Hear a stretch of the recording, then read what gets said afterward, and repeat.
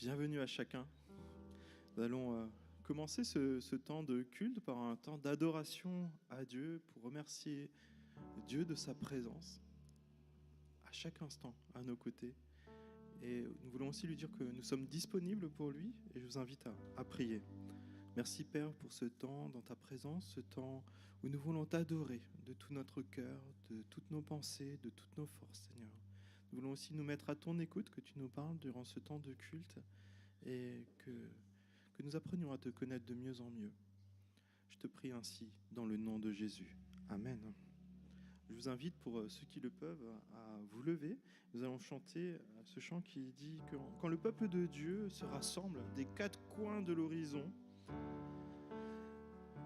il se rassemble en son nom et Dieu agit.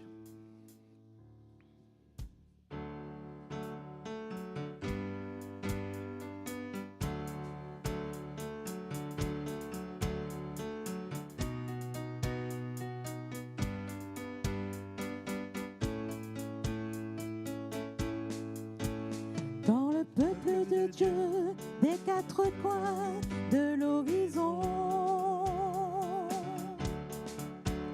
Quand le peuple de Dieu se rassemble en ton nom. Quand les cœurs s'ouvrent, que les mains se tendent. Quand nos âmes soupirent à t'entendre, assoiffés de toi. Jésus, tu es là. Jésus, tu es là. Jésus, tu es là. Jésus, tu es là. Quand du milieu de nous, comme un parfum d'adoration, s'élèvent nos voix pour chanter, louer ton nom. Quand les cœurs s'ouvrent, que les mains se tendent, quand nos âmes soupirent à t'entendre, assoiffés de toi. Jésus, tu es là. Jésus, tu es là. Jésus, tu es là. Jésus, tu es là. Quand le peuple de Dieu, des quatre coins de l'horizon,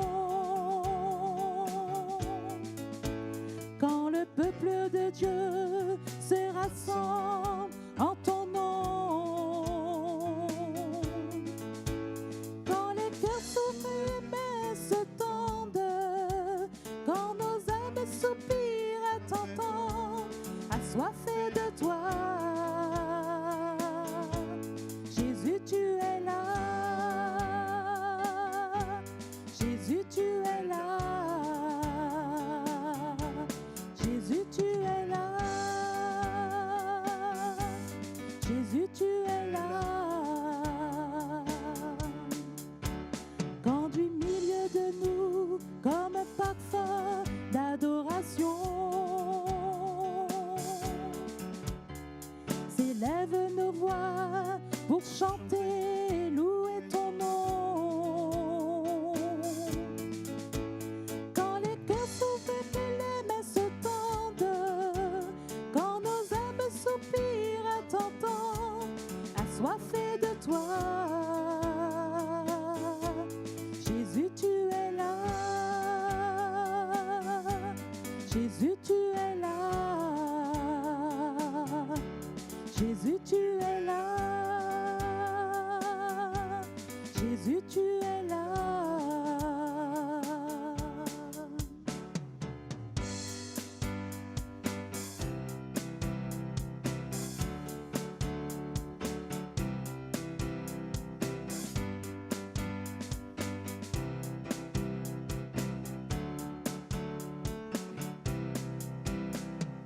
Ton amour étonnant, fidèle et sans changement. Ton amour est heureux, solide sous mes pieds. Ton amour mystérieux me protège en tout lieu, me remplit de douceur et me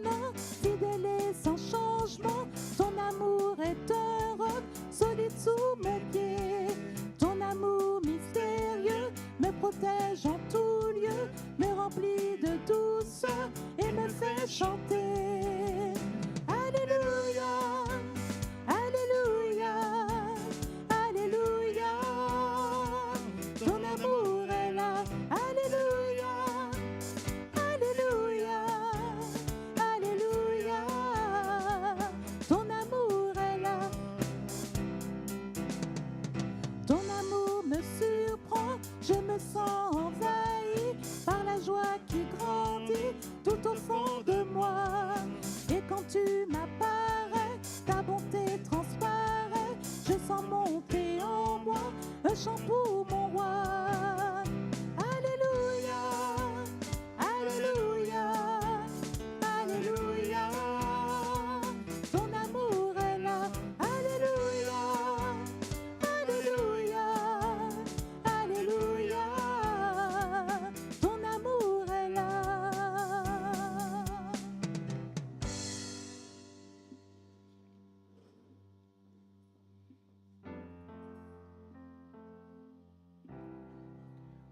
Nous allons lire un passage de la Bible.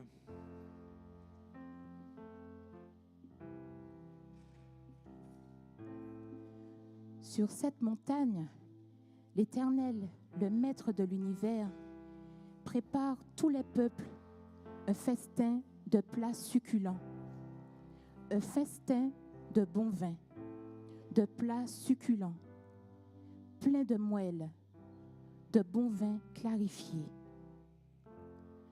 Sur cette montagne, il détruira le voile qui est tendu sur tous les peuples, la couverture qui est déployée sur toutes les nations. Il engloutira la mort pour toujours. Le Seigneur l'Éternel essuiera les larmes de tous les visages. Il fera disparaître de la terre la honte de son peuple. Oui, l'Éternel l'a décrété. On dira ce jour-là, voici notre Dieu, celui en qui nous avons espéré et qui nous sauve, c'est l'Éternel. C'est en lui que nous avons espéré. Soyons dans l'allégresse et réjouissons-nous de son salut. Amen. Amen. Nous avons un merveilleux Dieu qui est notre Rédempteur, c'est-à-dire qui nous a rachetés de nos péchés, de toutes les fois on a loupé les choses que Dieu nous a confiées, toutes les fois on a désobéi. Mais c'est aussi lui qui nous a délivrés de la mort. Et pour fêter cela, il prépare un festin. Parce que Dieu se réjouit. À chaque fois qu'on se tourne vers lui, qu'on fait le choix de le suivre. Et pour ça, il nous a donné Jésus-Christ. Et c'est pour ça que nous voulons remercier Dieu pour le don de Jésus-Christ. Et c'est justement pour cela que nous avons commencé le compte à rebours de l'Avent, cette attente de Jésus. L'attente de Jésus pour qu'il prenne toute sa place dans notre quotidien, mais aussi de son retour glorieux. Il n'y aura plus de larmes, plus de tristesse, plus de guerre. On va le chanter justement. Non pas moi, mais par Christ en moi. Merveilleux don de Jésus, mon Rédempteur.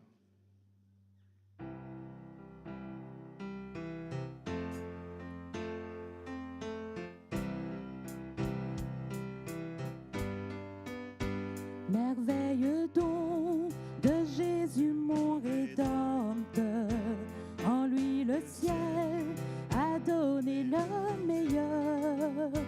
J'ai tout en lui, ma joie, ma paix profonde, l'amour parfait, justice et liberté. Oui, je le crois, mon seul espoir est Jésus, car ma vie à la sienne est unie. Ce mystère est divin et mon chant tout est mien, non par moi mais par Christ en moi. Je n'ai pas peur, jamais il m'abandonne. Malgré la nuit, il reste mon sauveur. Dans ma faiblesse, sa joie toujours il donne. Car mon besoin révèle sa grandeur. Oui, je le crois, dans la vallée des larmes, mon berger me soutient, me conduit. Oh, la nuit est vaincue et en moi de vainqueur, non pas moi, mais par Christ en moi. Oh, pardonnez ma destinée certaine, le prix payé, mon cœur est assuré. Jésus est mort, son sang brise mes chaînes.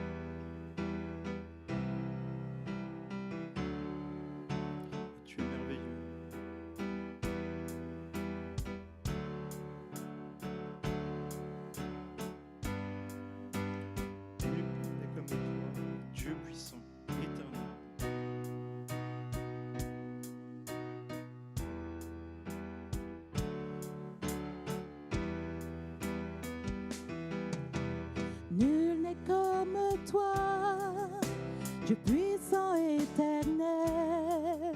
Tu nous as consolés, tu nous as relevés. Ton amour est si fort pour restaurer, sauver. Tu es merveilleux dans tout ce que tu fais. Tu es merveilleux dans tout ce que tu fais. Nul n'est comme toi, un père et un ami, si tendre et si patient. Tu corriges et conduis, toujours à nos côtés, toujours pour nous aider. Tu es merveilleux dans tout ce que tu fais. Tu es merveilleux dans tout ce que tu fais. Nul n'est comme toi, Dieu d'amour et de paix, justice et vérité. En toi tout est parfait, lumière et sainteté, splendeur et majesté. Tu es merveilleux dans tout ce que tu fais. Tu es merveilleux dans tout ce que tu fais. Oh, tu es merveilleux dans tout ce que tu es. Mon Père et mon Sauveur, mon ami, mon Seigneur. Tu es merveilleux dans tout ce que tu es. Tu es merveilleux dans tout ce que tu es. Tu es merveilleux dans tout ce que tu es. Tu es merveilleux dans tout ce que tu es.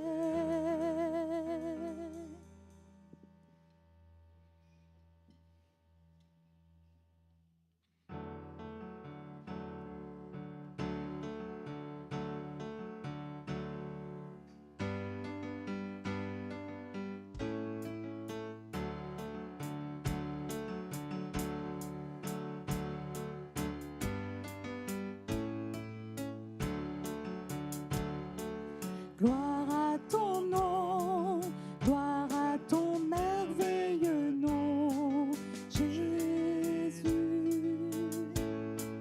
Gloire à ton nom, gloire à ton précieux nom, Jésus. Gloire à ton nom, gloire à ton merveilleux nom, Jésus. Gloire à ton nom, gloire à ton précieux nom, Jésus.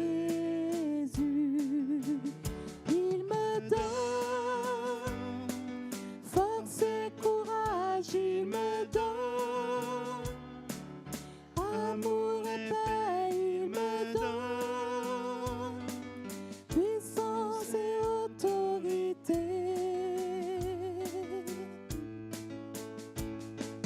Gloire à ton nom, gloire à ton merveilleux nom, Jésus. Gloire à ton nom, gloire à ton précieux nom, Jésus.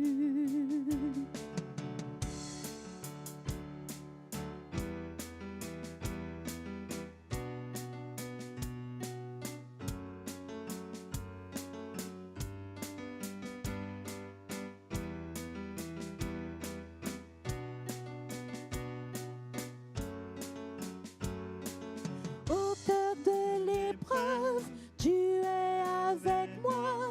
Je m'attache à ton nom. Et en plein désert, tu restes avec moi. Rien n'est plus fort que ton nom.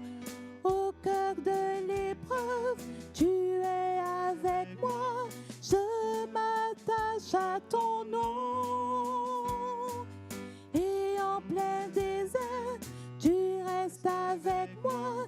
Rien n'est plus fort que ton nom.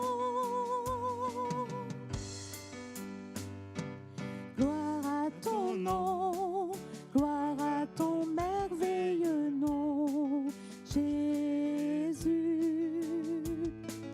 Gloire à ton nom, gloire à ton précieux nom, Jésus.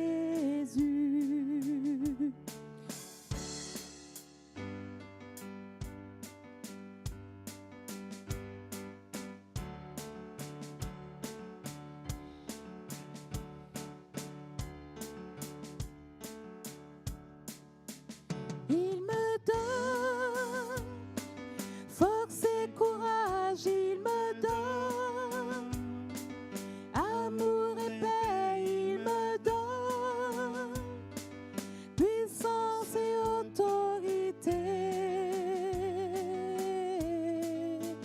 Il me donne force et courage, il me donne amour et paix, il me donne puissance et autorité. Gloire à ton nom, gloire à ton merveilleux nom, Jésus.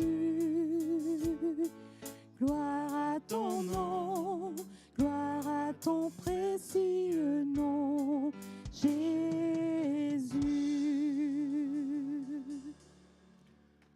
Amen.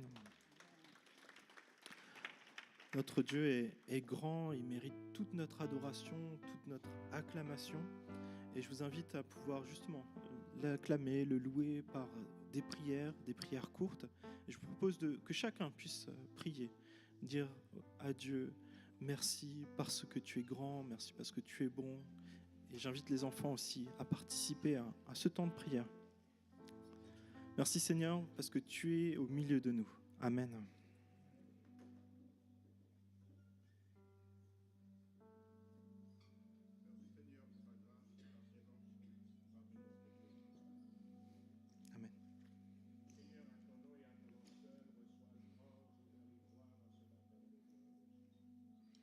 Amen.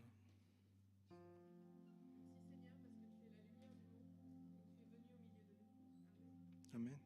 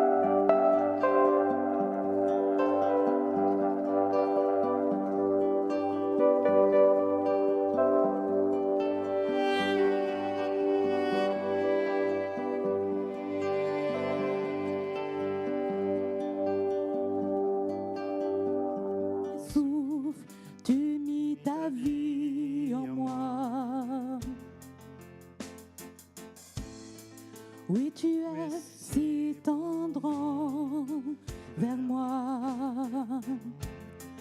Oh, l'amour renversant, extravagant, infini de Dieu. Sans jamais il me cherche, il me poursuit, me ramène à lui. Je suis indigne et sans mérite, mais pour moi tu t'es livré. Oh, l'amour renversant, extravagant, infini de Dieu. Oh.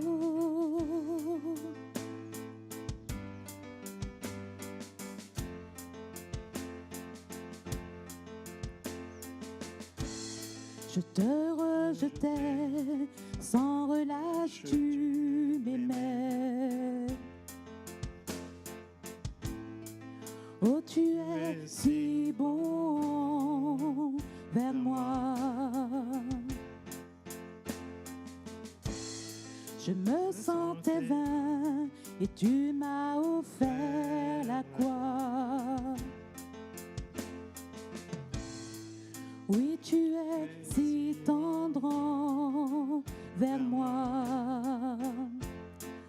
Oh, l'amour renversant, extravagant, infini de Dieu. Sans faiblir, il me cherche, il me poursuit, me ramène à lui. Je suis indigne et sans mérite, mais pour moi tu t'es livré. Oh, l'amour renversant, extravagant, infini de Dieu. Oh.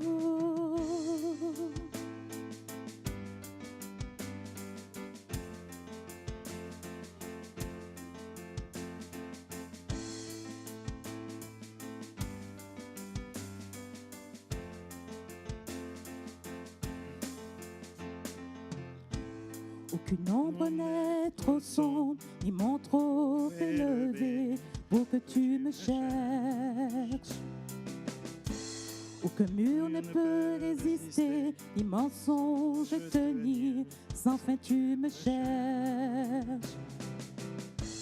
Aucun ombre n'est trop sombre, ni mon trop élevé pour que tu me cherches. Aucun mur ne peut résister, ni mensonge tenir, sans fin tu me cherches. Aucun ombre n'est trop sombre, ni mon trop élevé, pour que tu me cherches. Aucun mur ne peut résister, ni mensonge tenir, sans fin tu me cherches. Oh, l'amour renversant, extravagant, infini de Dieu. Sans faiblir, il me cherche, il me poursuit, me ramène à lui. Je suis indigne et sans mérite, mais pour moi tu t'es livré. Oh, l'amour renversant, extravagant, infini de Dieu.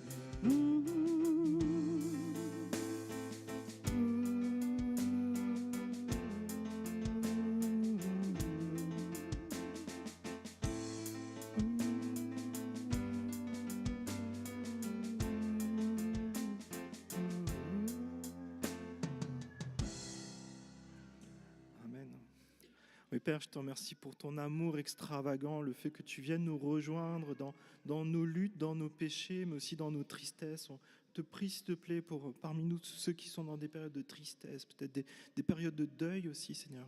Je te prie, s'il te plaît, de réconforter, de sécher les larmes, de donner cette paix et cette joie surnaturelle que toi seul sais donner, Seigneur mon Dieu. Et je te prie, s'il te plaît, aussi pour la paix dans nos familles, la paix dans notre Église, Seigneur. La paix qui vient de toi, Seigneur Jésus-Christ. Je te prie dans le nom de Jésus. Amen. Nous allons chanter ce chant qui dit Sola Gratia, c'est-à-dire la grâce seule, pas par nos propres forces, mais par les forces de Dieu. Amen.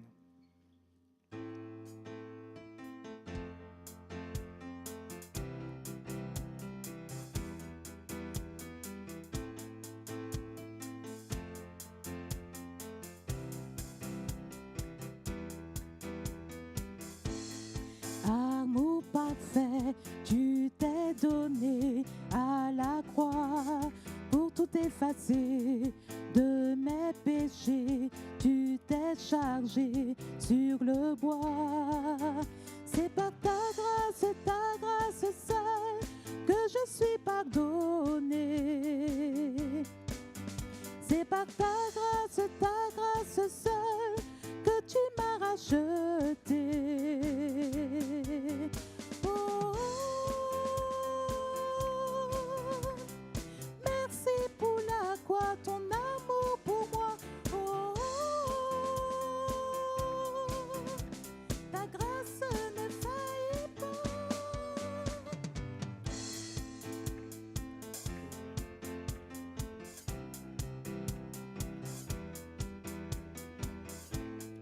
Tous mes efforts ne suffiraient à me sauver.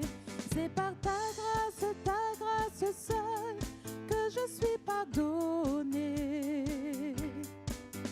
C'est par ta grâce seule que tu m'as racheté.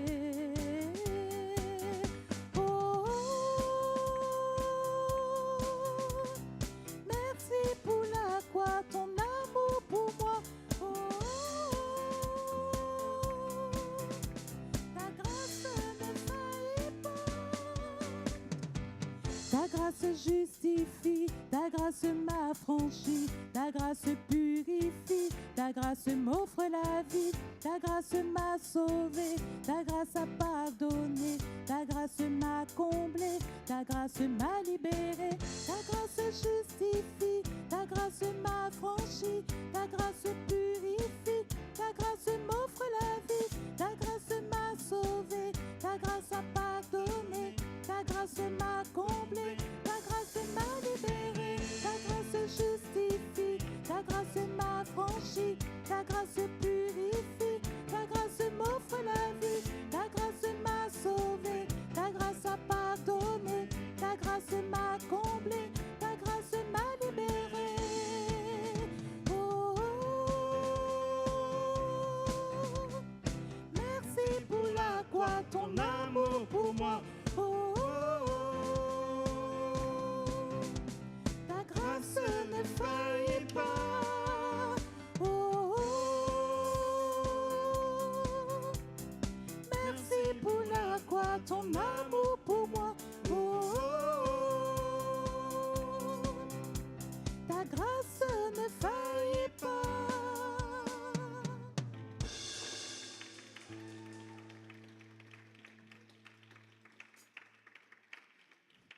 Dieu est fidèle en tout temps, en tout lieu. Et je vous invite à saluer votre voisin de gauche, de droite. Vous pouvez lui dire qu'il est beau, qu'elle est belle, que vous êtes content d'être avec lui pour louer Dieu.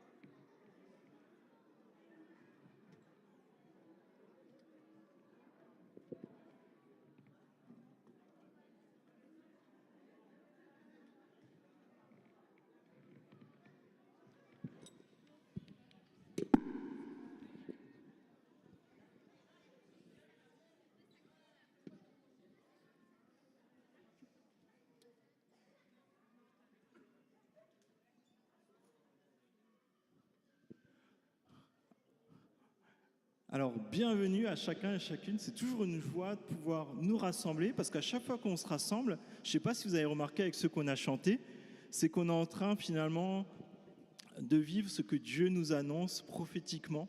Tous les peuples de toutes les nations qui seront à cette table. Et c'est un avant-goût qu'on peut vivre dimanche après dimanche. Et c'est une façon aussi de dire nous attendons à ton retour, Jésus, à ces temps passés avec toi. Et donc c'est vraiment l'objet de nos cultes, de ce pourquoi on se retrouve dimanche après dimanche, mais aussi en semaine, c'est pour vivre dans cette dépendance à Dieu et dans notre vie, être à son écoute. Alors je vais vous passer quelques informations sur la vie de notre Église. Alors, je vous rappelle que tous les dimanches matins à 9h, il y a un temps de lecture de la Bible et de prière, et je vous invite vraiment à y participer. Ce matin, on m'a dit « Waouh !» Jean, l'évangile de Jean nous parle tellement bien de Jésus. Et si vous voulez connaître un peu plus Jésus, je vous invite à y participer. C'est aussi l'occasion de prier pour nos familles, notre Église. Et aussi, je vais vous partager quelques informations sur... Jessica, s'il te plaît. Sur cette semaine. Cette semaine, c'est une semaine qu'on appelle Maison ouverte. Le principe, c'est de pouvoir inviter des amis, des voisins, à passer un temps avec eux pour apprendre à les connaître aussi, si Dieu le permet, de pouvoir partager l'Évangile. Et c'est pour ça qu'on a un programme vraiment spécial cette semaine. Alors, il y a quoi, les enfants? Il y a Kids Club. C'est quoi le slogan de nouveau? Je ne me souviens plus. Ah, je peux pas, j'ai Kids Club. Donc pour les enfants de petite section de maternelle jusqu'au CM2, samedi, vous avez un programme. Tape des mains 2 fois si tu m'entends. Ok. Vous êtes avec moi, les enfants? Vous êtes prêts pour samedi prochain? Oui, vous avez un super programme qui est prévu, voyage dans le temps. Donc les parents, ramenez-les un tout petit peu avant 14h30 et ils auront un super programme qui est devant eux. J'ai l'impression qu'il a déjà commencé, je ne sais pas si vous avez remarqué. Et donc, les enfants vont aussi vivre un temps de culte. Donc, si vous avez encore des enfants qui ne sont pas encore en position pour partir, n'hésitez pas à y aller. Et donc, on va avoir le temps Kids Club à 14h30. Donc, les parents pensez-y. Et à 17h, qu'est-ce qui va se passer? Christmas Carol. On va chanter des chants de Noël avec des lectures de Noël. Et on vous invite pour le Kids Club et le Christmas Carol à en profiter pour inviter les copains des enfants et venir avec leurs parents au Christmas Carol avec un temps justement de chant de Noël, de lecture biblique et aussi un temps convivial qui va suivre. Donc si aussi c'est possible de ramener des gâteaux pour agrémenter ce temps convivial qu'on aura avec nos amis, nos voisins, inviter les voisins. Il y a l'équipe d'accueil qui se tient aussi à votre disposition pour vous donner des tracts et des flyers pour rappeler les dates, les heures pour les 2 événements. Mais ça continue, on va avoir vraiment un week-end génial, je pense. On veut se rappeler que Jésus est venu et qu'il revient avec le culte de Noël qui se déroulera aussi dimanche, donc à 10h00. Et qui sera suivi aussi d'un repas de Noël. Donc là aussi, chacun est invité à pouvoir y participer, inviter des amis aussi pour ce culte de Noël. Et on partagera un repas tous ensemble. Donc ramenez un tout petit peu plus que votre famille pour qu'on puisse aussi partager avec ceux qui auraient peut-être oublié ou autre de ramener. Et voilà, c'est un temps aussi qu'on pense être fraternel, convivial, où on peut célébrer Noël aussi en église. Donc je vais prier pour les enfants, comme ça ils vont pouvoir... aller avec leur super moniteur, parce que j'ai compris qu'ils ont un gros programme ce matin. Merci Père, je te remercie pour la présence de nos enfants, pour la présence de nos super moniteurs qui prennent tellement bien soin d'eux et qui les enseignent selon ta parole, Seigneur. Et je te prie, s'il te plaît, que dans ce temps de culte, que tu puisses vraiment les bénir et les encourager dans leur foi et qu'ils te découvrent davantage. Je te prie dans le nom de Jésus. Amen. Je crois qu'ils étaient vraiment pressés ce matin. Je vous donne encore 2-3 informations. Pendant ce temps, Samuel, tu peux t'approcher. Notre cagnotte chaise reste toujours d'actualité. Donc, on a reçu les premiers exemplaires. Donc, vous pouvez les tester. Ils sont dans le petit salon. C'est les chaises qui sont là-bas en bois. Et aussi, vous avez toujours la possibilité de pouvoir contribuer à cette cagnotte pour qu'on puisse acheter des chaises en début d'année. Et vous avez le tronc qui se trouve ici, mais aussi les informations qui se trouvent auprès de l'équipe d'accueil. Aussi, si vous souhaitez participer au bon fonctionnement de l'Église, mais aussi au rayonnement de l'Église dans toute cette région où Dieu nous place, vous pouvez aussi y participer avec les moyens que Dieu vous donne, avec votre temps, mais aussi une partie des finances que Dieu nous confie. Et vous avez aussi le tronc qui se trouve ici et les informations qui se trouvent sur le site internet et auprès de l'équipe d'accueil. Aussi, si vous venez depuis peut-être la première fois ou les premières fois, il y a un carton contact qui vous permet de recevoir semaine après semaine les informations sur la vie de l'Église, mais aussi peut-être demander un rendez-vous pastoral. Peut-être vous avez des questions sur la foi chrétienne ou peut-être sur le baptême ou d'autres sujets. N'hésitez surtout pas. Et je vais prier pour toi, puis je te présente après, ça va ? Père, je te remercie pour la présence de Samuel parmi nous. Je te prie, s'il te plaît, que vraiment tu puisses parler au travers de lui pour nous encourager à tourner nos yeux vers toi et nous réjouir parce que tu accomplis tes promesses entièrement, complètement, et cela est notre joie d'espérer en toi et de vivre par toi. Je te prie dans le nom de Jésus. Amen. Amen. Bonjour Samuel. Bonjour Sylvain, bonjour à tous. Alors tu es venu avec ta famille mais qui est partie, j'ai l'impression. Ouais, c'est ça. Donc tu es venu avec qui ? Avec donc mon épouse qui s'appelle Fanny et puis nos 3 enfants, Noé, Isaac et puis Silas et le 4e qui arrive dans quelques mois. On aura le prénom dans quelques mois du coup. C'est ça. Merci d'être parmi nous et tu viens de loin ? Pas très loin, vous connaissez probablement ce village, tout le monde connaît ce village, Donne-Marie-Dontilly. Donc tout le monde ne connaît pas, mais c'est un petit village, c'est l'église fille de l'église de Varennes, anciennement Veneux. Et donc voilà, donc je suis pasteur à l'église là-bas. Donc c'est 20-25 minutes d'ici. Et est-ce que tu peux nous partager un sujet de prière pour l'église de Donne-Marie ? Ouais, on peut prier. J'ai vu que vous avez des beaux événements le week-end prochain là, de Noël. On a notre culte aussi de Noël, notre journée de Noël la semaine prochaine, là, dimanche prochain aussi, avec notre culte, un repas et puis une après-midi un peu festive. On peut prier pour que ça soit un bon moment de la vie de l'église aussi, un moment qu'on peut passer ensemble. Merci. D'accord. On va prier pour ça aussi cette semaine alors. J'aurais peut-être dû prier après. C'est bon. Voilà. Je te laisse la place. Oui, ça marche, merci. Et vous avez les salutations de l'église de Donne-Marie. Donc voilà, on vous salue chaleureusement. Jésus naquit à Bethléem, en Judée, à l'époque du roi Hérode. Or, des mages venus d'Orient arrivèrent à Jérusalem et dirent « Où est le roi des Juifs qui vient de naître ? En effet, nous avons vu son étoile en Orient et nous sommes venus pour l'adorer. » Quand le roi Hérode apprit cela, il fut troublé, et tout Jérusalem avec lui. Il rassembla tous les chefs des prêtres et spécialistes de la loi que comptait le peuple et leur demanda où le Messie devait naître. Ils lui dirent « À Bethléem, en Judée, car voici ce qui a été écrit par le prophète. Et toi, Bethléem, terre de Juda, tu n'es certes pas la plus petite parmi les principales villes de Juda, car de toi sortira un chef qui prendra soin d'Israël, mon peuple. » Et je viens de lire Matthieu 2, les versets 1 à 6. Un roi va naître. Et nous parlons de Jésus, le Fils de Dieu, le Sauveur qu'on célèbre à Noël, celui dont on parle dans le Nouveau Testament, dans la Bible. Mais sa naissance avait déjà été annoncée par des prophètes des centaines d'années plus tôt dans l'Ancien Testament. Le lieu même de sa naissance a déjà été annoncé. Il s'agira de Bethléem, c'est le lieu qui avait été annoncé de sa naissance. Si vous ne voyez pas où Bethléem se situe, c'est normal. Tout comme si vous ne voyez pas trop où se situe Donne-Marie, c'est peut-être normal. C'est un petit village.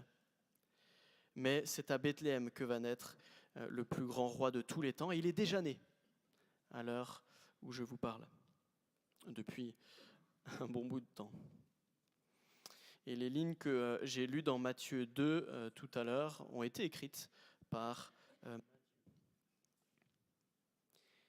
et au verset 6, Matthieu cite le prophète Michée.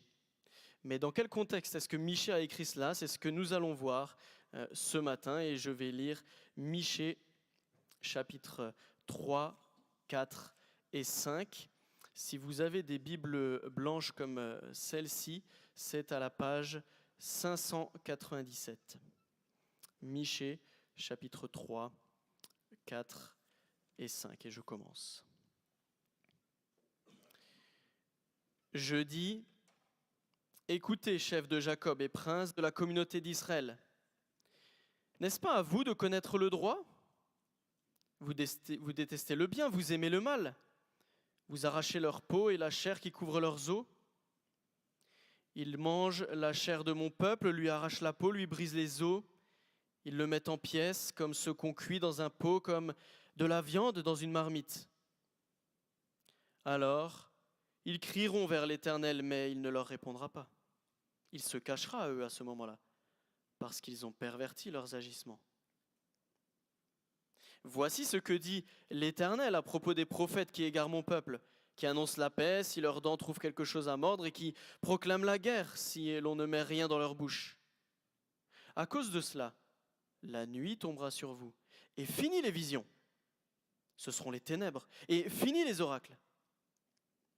Le soleil se couchera sur ces prophètes, le jour s'obscurcira sur eux.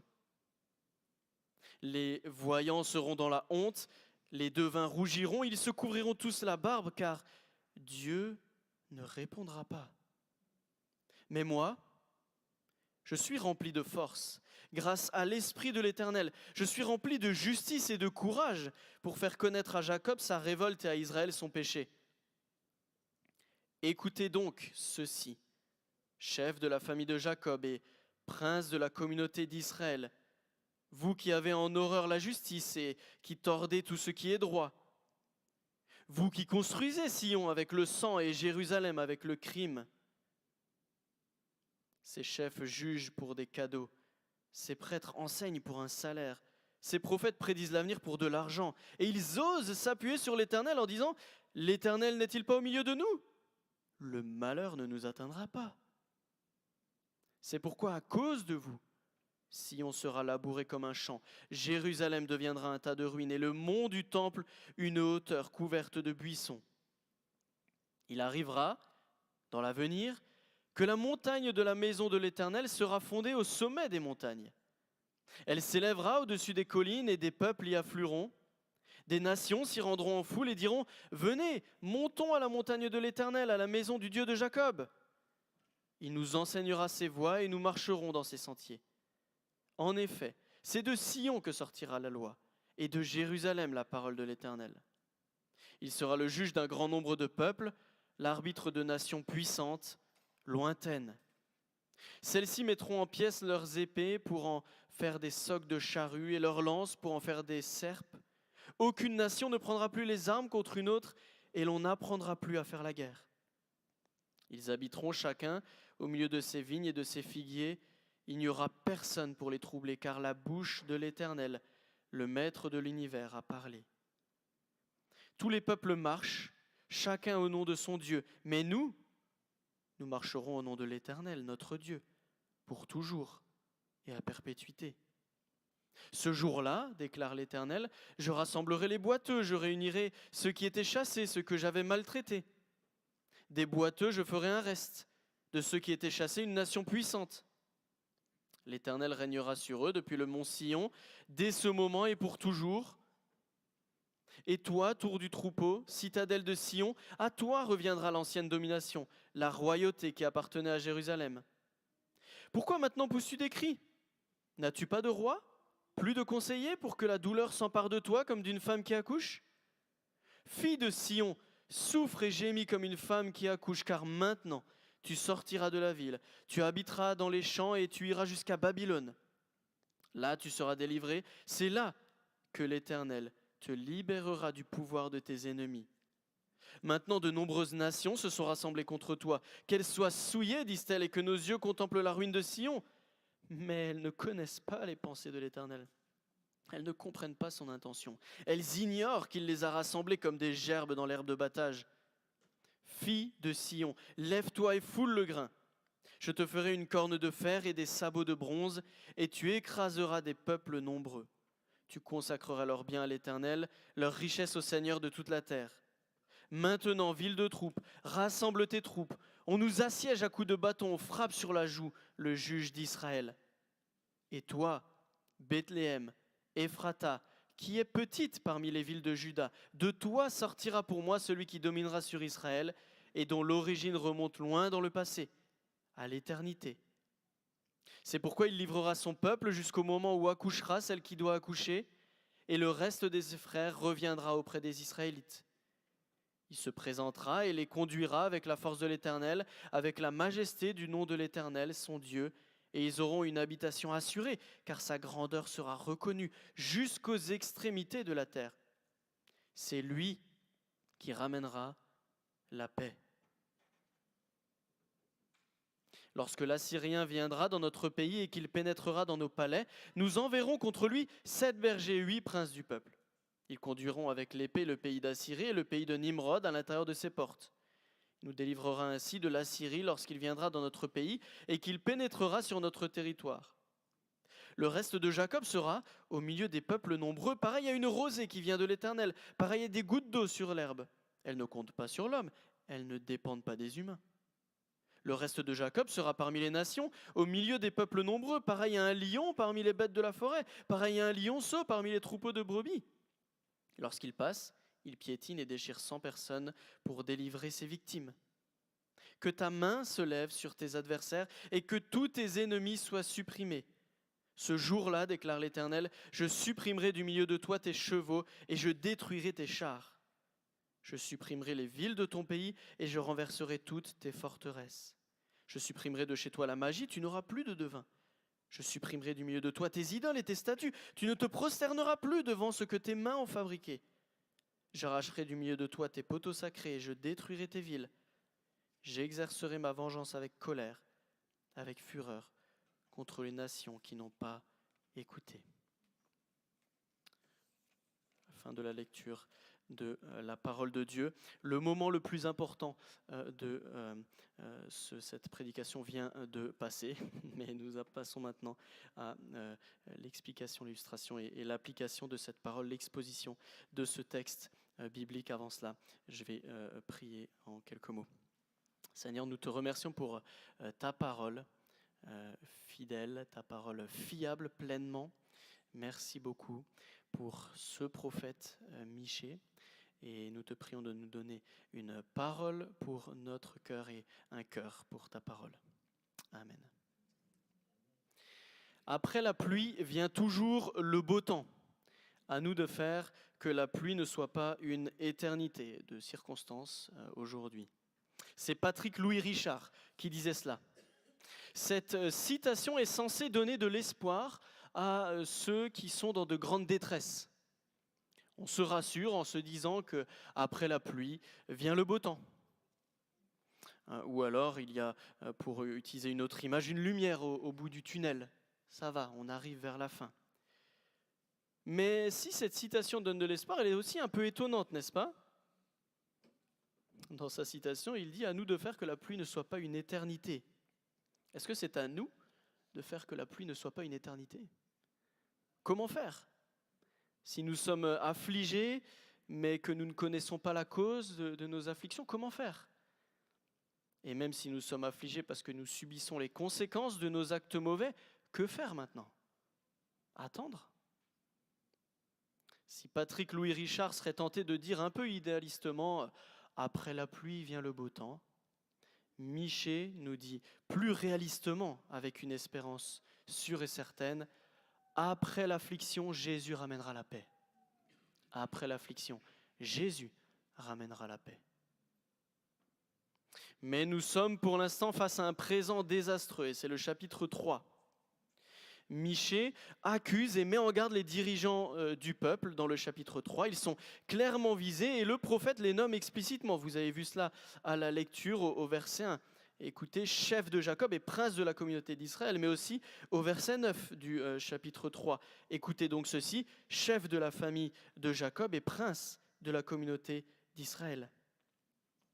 Qu'est-ce qui leur est reproché ? Ils détestent le bien, ils aiment le mal, verset 2.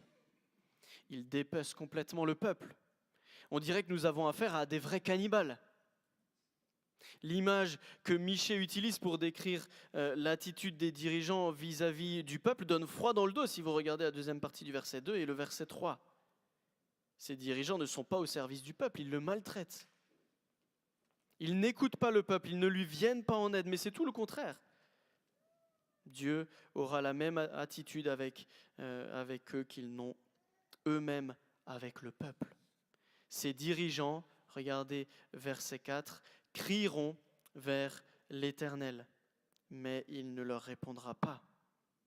Il se cachera à eux à ce moment-là, parce qu'ils ont perverti leur agissement. Le pire des jugements, être laissé à soi-même, sans aucune réponse de la part de Dieu. Lorsque Dieu cache son visage dans l'Ancien Testament, c'est un jugement terrible. Imaginez-vous dans une pièce sombre, totalement sombre, aucun rayon de lumière, rien du tout, le noir complet.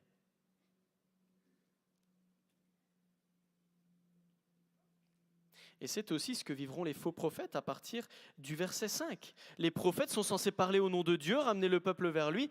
Il n'en est rien. Ces prophètes égarent le peuple, verset 5. Ils agissent pour leurs propres intérêts. Ils ne sont pas au service de Dieu, ils se servent de Dieu pour qu'on soit à leur service.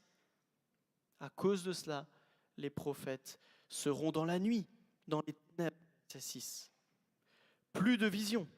La honte, et regardez verset 7, car Dieu ne répondra pas.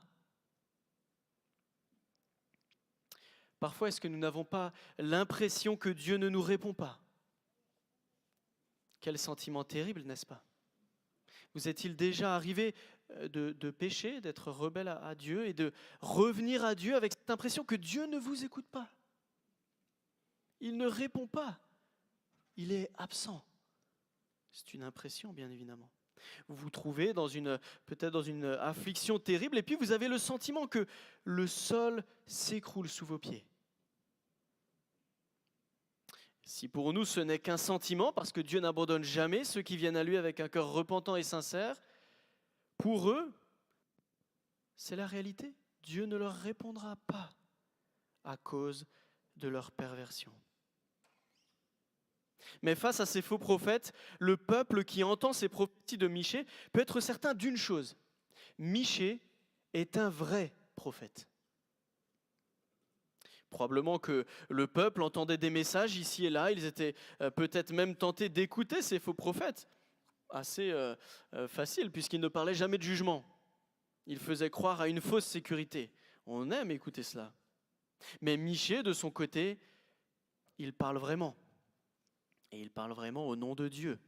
Au verset 8, regardez, mais moi, je suis rempli, et quand il dit mais moi, c'est Michée qui parle, je suis rempli de force grâce à l'Esprit de l'Éternel, je suis rempli de justice et de courage pour faire connaître à Jacob sa révolte et à Israël son péché.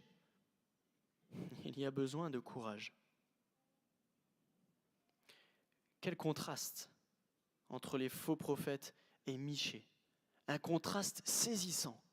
Alors que les faux prophètes allaient marcher dans le noir, sans plus aucune force, et avec un Dieu qui ne leur répondra pas, Michée, de son côté, va être revêtu de force par l'Éternel lui-même. Alors que les dirigeants marchent dans l'injustice et que les faux prophètes seront dans la honte, Michée est rempli de justice et de courage. Mais il ne va pas mâcher ses mots.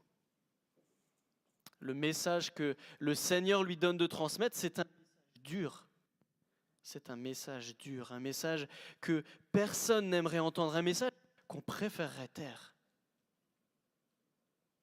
Michée dit tout au long de son livre, et je vous invite à relire tout ce livre, il dit « Écoutez, mais nous préférerions partir que d'écouter, parce que Michée fait connaître au peuple de Dieu sa révolte et son péché. Il met le doigt là où ça fait mal. » Probablement que nous avons besoin aussi parfois que le Seigneur mette le doigt là où ça fait mal. Et ça se passe souvent par le biais de frères et sœurs qui aiment le Seigneur et qui nous le montrent. Les dirigeants, versets 9 et 10, tordent le droit. Ils construisent la ville avec le sang et le crime. Je ne sais pas si vous avez déjà vu ce film, Batman, et quand on lit cela, on se croirait dans Gotham City. Une ville où le Joker règne pendant un temps, où il sème la terreur, où il monte les habitants les uns contre les autres, il provoque des attentats, il tord la justice, il tord même le plus intègre des dirigeants, Harvey Dent. Un présent désastreux, où tout est corrompu, où les prophètes eux-mêmes affirment faussement être en sécurité avec Dieu, alors qu'ils lui tournent ouvertement le dos, verset 11. Et la sentence va tomber, regardez avec moi au verset 12. C'est pourquoi à cause de vous, Sion sera labouré comme un champ, Jérusalem deviendra un tas de ruines, et le mont du temple une hauteur couverte de buissons. À cause des mauvais chefs, tout le peuple va en payer les conséquences. L'impact d'un mauvais chef sur le pays est considérable. Quel malheur, une ville où personne ne veut aller. Ça sera une ville déserte.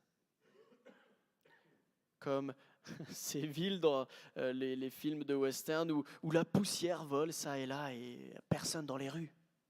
On ne veut pas y aller. Et à ce moment du texte, à la fin du chapitre 3, nous n'entrevoyons aucune espérance pour le peuple, ni pour Sion, Jérusalem, la ville du peuple de Dieu. Mais regardez ce dont il est question pour Jérusalem et Sion dans la suite. Un peu plus tard, il faut regarder probablement à bien plus tard. Mais nous avons maintenant affaire, alors qu'il y avait un présent désastreux dans le chapitre 3, à un avenir plein d'espérance dans les chapitres 4 et 5. Et je lis les 5 premiers versets du chapitre 4. Et regardez avec moi. « Il arrivera dans l'avenir que la montagne de la maison de l'Éternel sera fondée au sommet des montagnes. Elle s'élèvera au-dessus des collines et des peuples y afflueront. Des nations s'y rendront en foule et diront « Venez, montons à la montagne de l'Éternel, à la maison du Dieu de Jacob. Il nous enseignera ses voies et nous marcherons dans ses sentiers. » En effet, c'est de Sion que sortira la loi, et de Jérusalem la parole de l'Éternel. Il sera le juge d'un grand nombre de peuples, l'arbitre de nations puissantes, lointaines. Celles-ci mettront en pièces leurs épées pour en faire des socs de charrues, et leurs lances pour en faire des serpes. Aucune nation ne prendra plus les armes contre une autre, et l'on n'apprendra plus à faire la guerre. Ils habiteront chacun au milieu de ses vignes et de ses figuiers. Il n'y aura personne pour les troubler, car la bouche de l'Éternel, le Maître de l'univers, a parlé. Tous les peuples marchent, chacun au nom de son Dieu, mais nous marcherons au nom de l'Éternel. Nous marcherons au nom de l'Éternel, notre Dieu, pour toujours et à perpétuité. Fin de la lecture. Quel contraste, n'est-ce pas? C'est inimaginable. Dieu est en train de parler d'un temps que nous ne connaissons pas encore. Voilà ce qui se passera dans l'avenir. Alors qu'à la fin du chapitre 3, la ville du peuple de Dieu est en ruine, ça sera tout le contraire. Elle sera bien visible, elle aura une influence énorme, elle sera un lieu où les gens voudront tous être, mais on n'y est pas encore. Et aujourd'hui même, nous y sommes pas encore dans ces 5 versets. Versets 1 et 2, des peuples afflueront. Pourquoi? Précisément parce que ça sera Dieu le roi. Au moment où parle Michée, le peuple est dirigé par des chefs qui n'écoutent pas Dieu, qui sont injustes, qui vivent comme si Dieu n'existait pas. Ils sont livrés à eux-mêmes et on voit ce que ça donne, un désastre. Là, à l'avenir, ça sera Dieu qui sera au centre. Lui-même enseignera ses voies et le peuple marchera dans ses sentiers, parce que c'est de Sion que sortira la loi, de Jérusalem, la parole de l'Éternel. Là où la parole de Dieu est écoutée, crue et vécue, c'est là qu'il faut être. C'est là où il fait bon être. Parce que Dieu est bon. Est-ce qu'aujourd'hui nous sommes convaincus de cela? Est-ce que c'est un délice pour nous, un désir profond de nous mettre à l'écoute de la parole? Que Dieu règne véritablement dans notre vie, dans toutes ses facettes. Nous sommes-nous convaincus que lui laisser la direction de nos vies, c'est la meilleure des choses que nous puissions faire pour notre bien. Qu'est-ce que ça donne quand Dieu est le juge et que ce ne sont pas des juges injustes et égoïstes qui sont au pouvoir? Ça donne ce que Michée dit au verset 3. Dieu sera le juge et alors le résultat, ça sera, regardez, verset 3. La fin du verset 3, que aucune nation ne prendra plus les armes contre une autre et l'on n'apprendra plus à faire la guerre. Voilà à quoi ça ressemble. Lorsque Dieu est au centre et qu'il est le roi absolu. Voilà ce qui nous attend plus tard. Quand Dieu est au centre, quand Dieu est le juge, c'est la paix qui règne. Imaginez-vous un pays où c'est la paix entière et totale? Un jour, ça sera le cas. Lorsque Dieu l'aura décidé, lorsque le roi éternel reviendra. Il y aura alors de la prospérité. Il n'y aura plus de troubles. Verset 4. Et alors qu'autour des contemporains de Michée et qu'autour de nous aussi, chacun marche au nom de son propre Dieu, de notre côté, verset 5, regardez, nous marcherons, fin du verset 5, au nom de l'Éternel, notre Dieu, pour toujours et à perpétuité. Chers amis, chers frères et sœurs, continuons à marcher avec confiance avec Dieu jour après jour, en ayant en tête cette espérance sur l'avenir que nous aurons avec notre Sauveur. Oui, les contemporains de Michée devaient être encouragés en entendant cela, n'est-ce pas? En effet, dans l'affliction, ça réconforte nos cœurs de savoir qu'après la pluie, après les souffrances, vient le beau temps, vient la libération, la paix.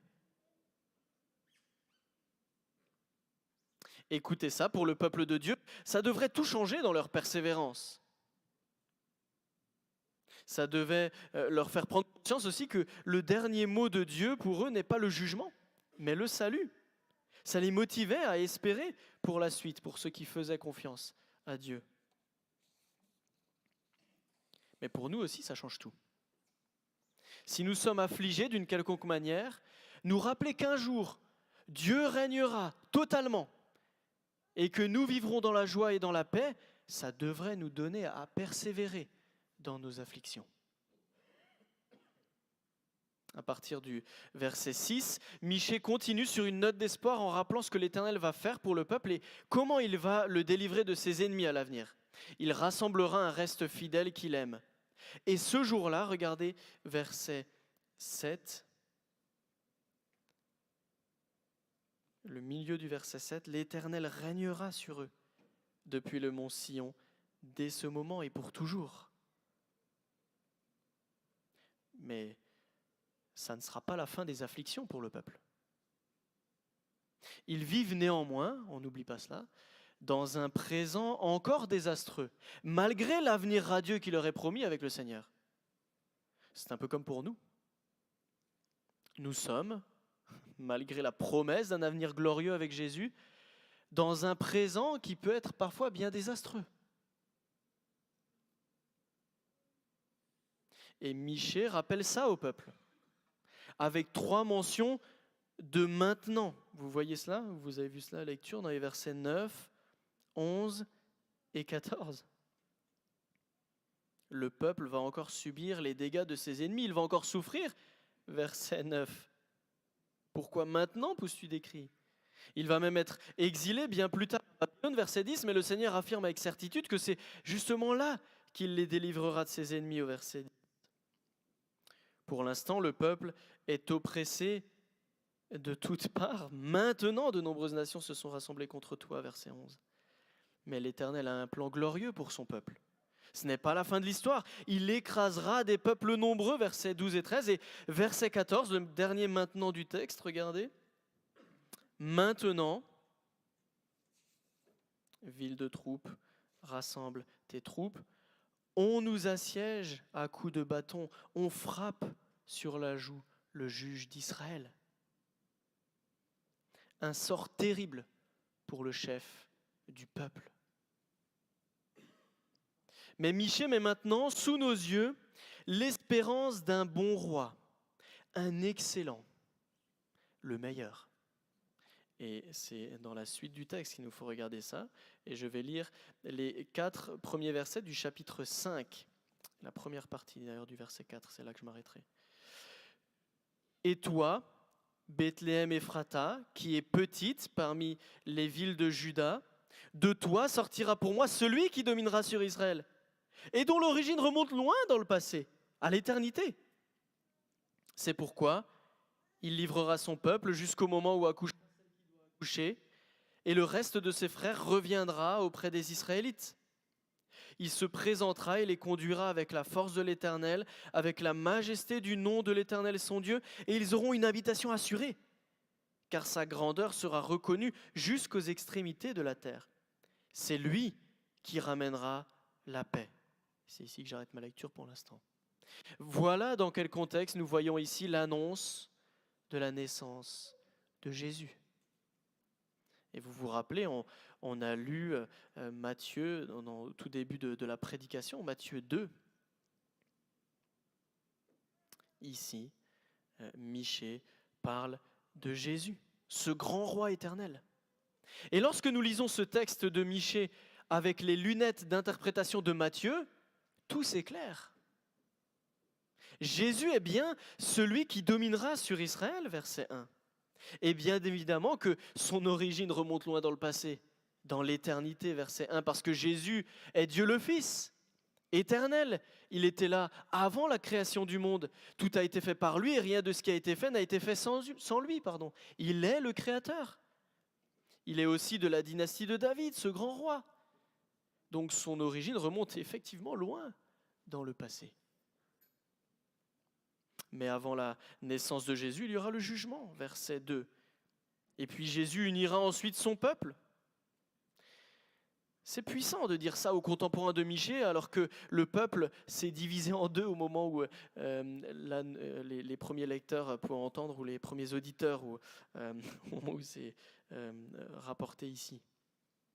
Le peuple était divisé en deux, Israël et Juda. Jésus sera puissant parce qu'il conduira son peuple avec la force de l'Éternel. Il le conduira avec la force de l'Éternel. Et ils seront en sécurité avec ce roi, verset 3. Après l'affliction, c'est Jésus qui ramènera la paix. Après l'affliction, c'est Jésus qui ramènera la paix.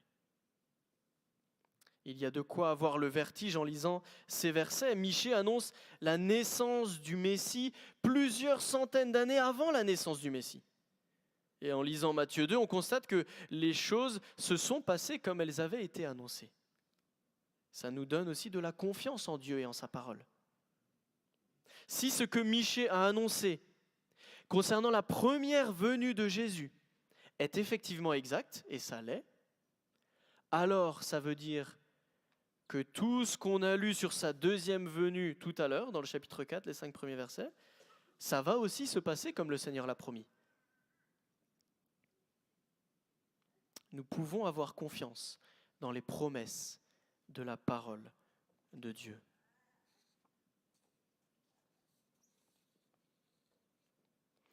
Patrick Louis Richard disait « Après la pluie vient toujours le beau temps. À nous de faire que la pluie ne soit pas une éternité. » Mais ce n'est pas nous qui avons ce pouvoir de stopper l'affliction. Nous n'avons aucune emprise sur cela. Après l'affliction, Jésus ramènera la paix. Et il nous mènera en sécurité.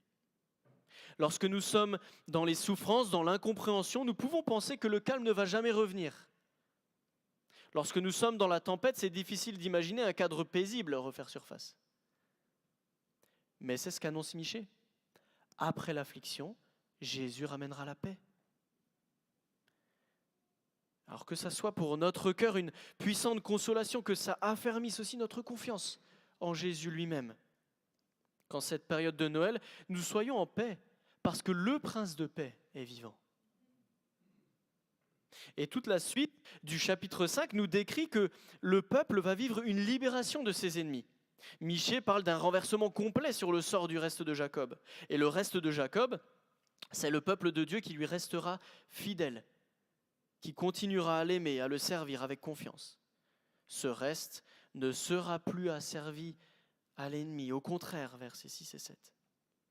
Mais Dieu continuera à travailler parmi son peuple. Il travaillera à sa sanctification. Dieu désire que son peuple l'honore par tout son comportement et Dieu lui-même va aider à faire cela. Il va supprimer tout ce qui pourrait nous éloigner de lui, toutes les idolâtries, toutes les fausses sécurités, la magie, etc. Et on voit ça dans les versets 9 à 13 du chapitre 5. Et c'est pour le bien du peuple que Dieu fait ça. Parce qu'on se souvient que c'est lorsque Dieu est au centre et lorsque sa parole est écoutée, crue et vécue que nous sommes le plus heureux. Si Dieu déclare vouloir supprimer tout ce qui nous éloigne de lui, c'est pour sa gloire et pour notre bien le plus profond, même si parfois c'est difficile pour nous. Pas sûr qu'on se rende toujours compte de ça dans notre propre vie. Est-ce que nous sommes conscients que Dieu nous retire parfois des choses qui nous paraissent essentielles, précisément parce qu'elles ne sont pas essentielles? Et que notre relation avec Dieu, notre sainteté a plus de valeur que toute autre chose.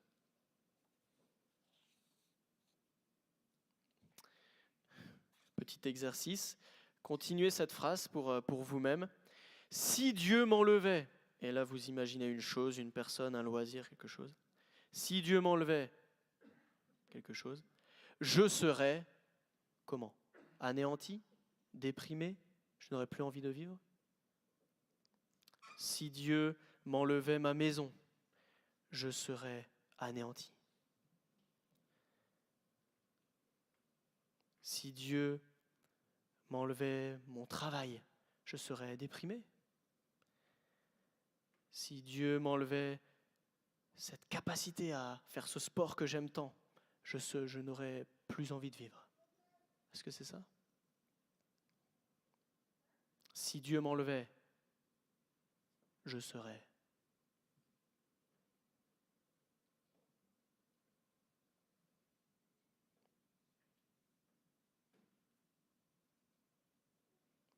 Que le Seigneur continue d'œuvrer en nous pour retirer toutes nos fausses sécurités et nos idoles cachées. Michée termine ce texte avec une phrase choc, verset 14. J'exercerai ma vengeance avec colère, avec fureur, contre les nations qui n'ont pas écouté. Les nations rebelles auront part elles aussi au jugement. Mais ça veut aussi dire qu'il est possible d'écouter. Ceux qui n'écoutent pas subiront les conséquences de leurs actes. Et de toute façon, qu'on le veuille ou non, Dieu régnera. Alors comment allons-nous réagir à sa parole? Dans l'écoute ou dans la rébellion? Il est venu le temps de conclure. Après l'affliction, Jésus ramènera la paix. Est-ce qu'en cette période de Noël, ça ne nous donne pas un grand encouragement? Plusieurs centaines d'années avant la venue de Jésus, c'était déjà annoncé très clairement pour un peuple qui vivait dans l'affliction et dans la détresse, pour un peuple qui avait devant lui le jugement de Dieu à cause de leurs fautes. Mais Dieu ne les a pas abandonnés. Il a même annoncé qu'il allait les sauver. Dans l'affliction, patientez. Parce que bientôt un roi va régner. Ce roi parfait qu'est Jésus-Christ, c'est lui qui ramènera la paix, qui va nous mettre en sécurité, qui va nous donner une habitation assurée. Ce roi glorieux, il est bienvenu, comme annoncé. Et c'est précisément parce qu'il est déjà venu la première fois, il y a plus de 2000 ans. C'est ce dont on se souvient lorsqu'on célèbre. C'est bien parce qu'il est déjà venu la première fois il y a plus de 2000 ans que nous pouvons être assurés que nous serons en sécurité pour l'éternité, ou que nous sommes en sécurité pour l'éternité si on a déjà placé notre confiance en Jésus. Jésus est venu pour être affligé plus qu'aucun d'entre nous lorsqu'il a été à la croix. Vous allez célébrer ça à Pâques, on va célébrer ça à Pâques. Mais il a fait cela, il a été affligé plus qu'aucun d'entre nous afin que nous puissions avoir l'espérance dans l'affliction. Il est venu déjà subir le jugement de Dieu à la croix, afin que nous ne subissions pas le jugement que nous méritions. La punition qui nous donne la paix est tombée sur Jésus, afin qu'on ait la paix. Et ce roi Jésus, il reviendra pour faire bénéficier des bienfaits de la vie éternelle à tous ceux qui lui font confiance. Il arrivera dans l'avenir que Dieu sera vraiment au centre, que sa parole sera vraiment écoutée, crue, vécue, et que son peuple vivra pleinement dans la fidélité, dans la félicité et dans la paix. En attendant, patientons et comptons sur Jésus. Après l'affliction, Jésus ramènera la paix. Petit temps de silence, après quoi je peux prier pour terminer.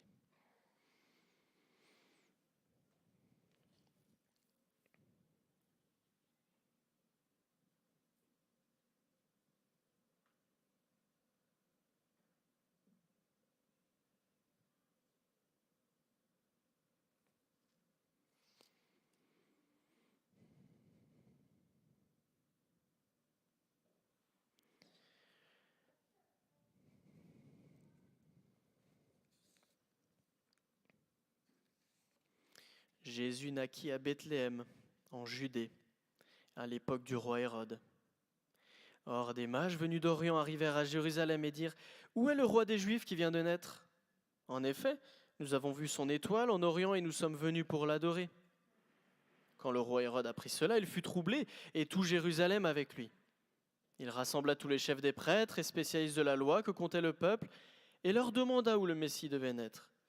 Ils lui dirent « À Bethléem, en Judée, car voici ce qui a été écrit par le prophète.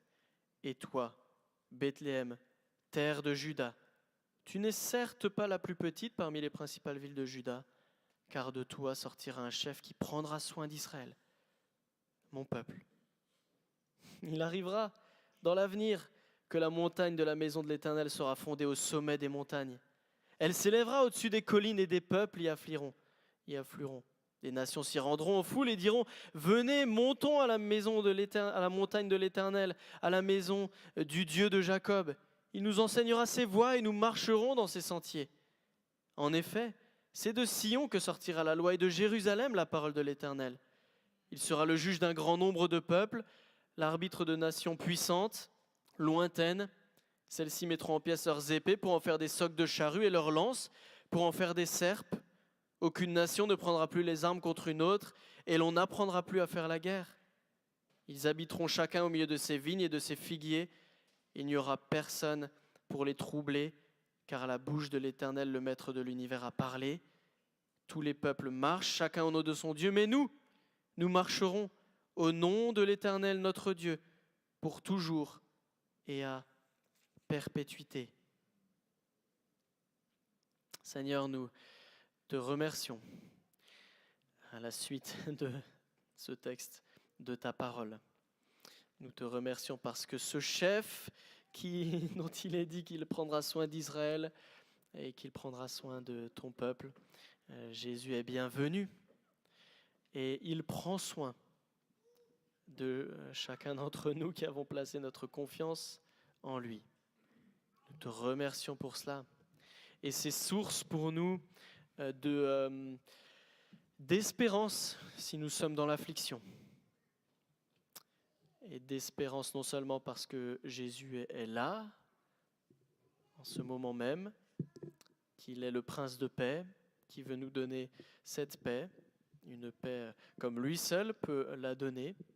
Merci parce que cette paix, nous pouvons l'avoir parce que Jésus est venu et a pris la punition que nous méritions. Et alors, nous avons la paix grâce à Jésus parce que nous n'avons plus à payer cela. Merci pour cela. Mais espérance aussi dans l'affliction parce que nous savons ce qui arrivera plus tard. Nous savons que lorsque Jésus reviendra ou lorsque tu nous rappelleras à toi, alors nous serons dans une éternité de bonheur et de félicité en ayant placé notre confiance en Jésus. Oui, Seigneur, nous avons en tête, c'est vrai, que les peuples, tous les peuples marchent chacun au nom de son Dieu, mais que nous,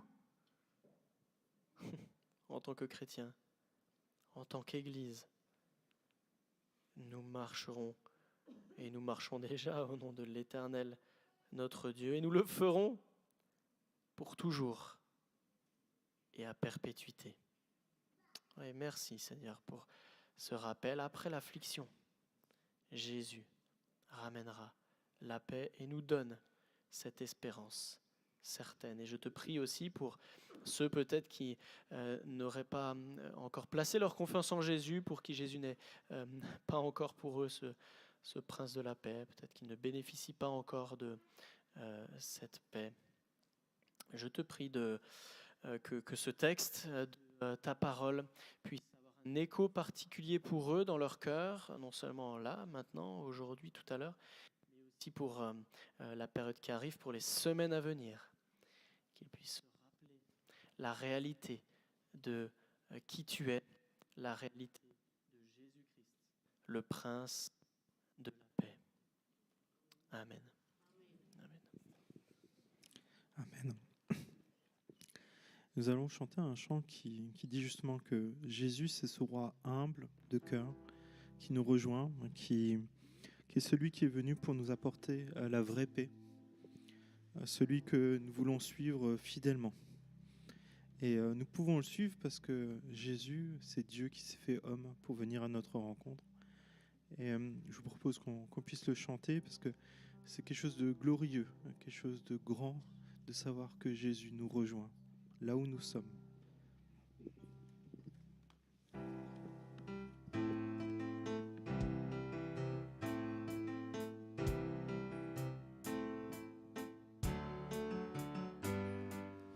Mystère de Jésus-Christ, homme et Dieu réunis en parfaite harmonie, roi humble de cœur, Seigneur d'éternité, dans notre humanité, suprême humilité, s'abaisse et lave nos pieds.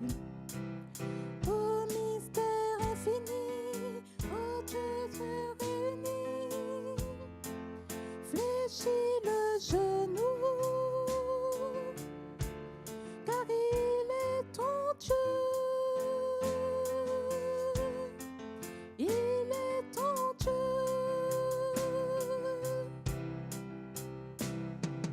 Du Père le reflet, innocent et parfait, pourtant il se soumet jusqu'à la croix, par nos péchés souffrants, victorieux par son sang, et en agonisant, pardonne-le.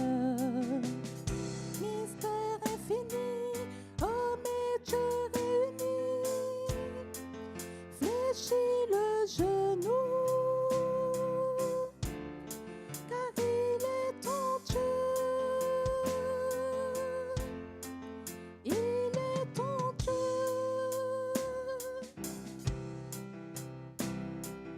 Ô sagesse insondable, amour inaltérable, il naît dans une étape, s'offre humblement, roi aux mille richesses, se penche avec tendresse, porte notre faiblesse jusqu'au trône de Dieu.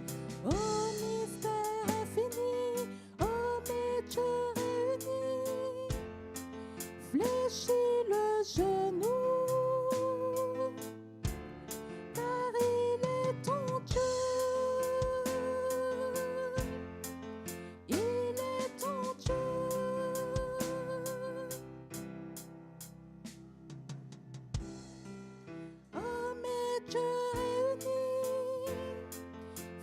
fléchis le genou,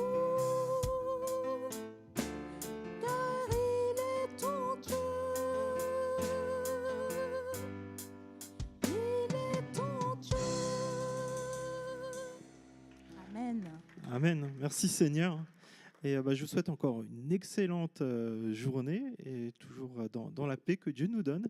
Et je vous invite vraiment à profiter encore de ces temps ensemble pour se réjouir du grand Dieu que nous avons. Bonne journée.